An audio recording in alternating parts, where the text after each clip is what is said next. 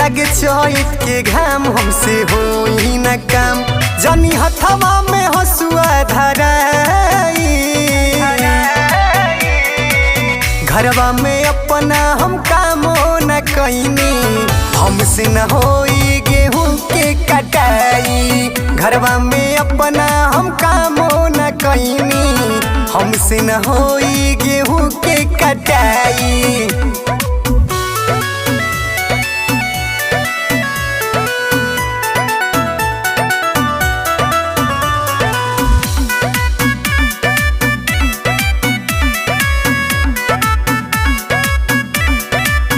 माई बाबू के दुलरुआ हम बानी, खेती बाड़ी के बारे में कुछ न जानी।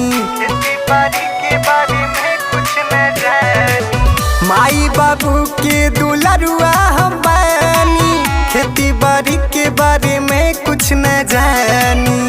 पहले बानी हम बीए के पढ़ाई,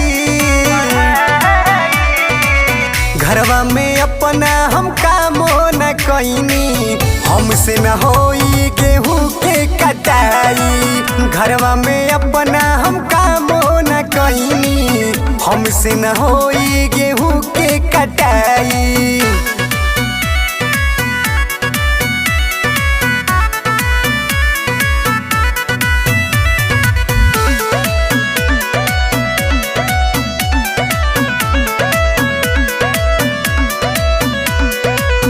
चैत के घाम नहीं हमसे सहाई, राखी बनिहारिन हमसे काम न हो पाई। राखी बनिहारिन हमसे काम न हो पाई। चैत के घाम नहीं हमसे सहाई, राखी बनिहारिन हमसे काम न हो पाई। मोनू कब तो के बतिया बुझाई, घरवा में अपना हम कामो न कईनी। हमसे न होई गेहूं के कटाई, घरवा में अपना हम कामो न कईनी। हमसे न होई गेहूं के कटाई। जाई न बनिहारिन खोज लियाई।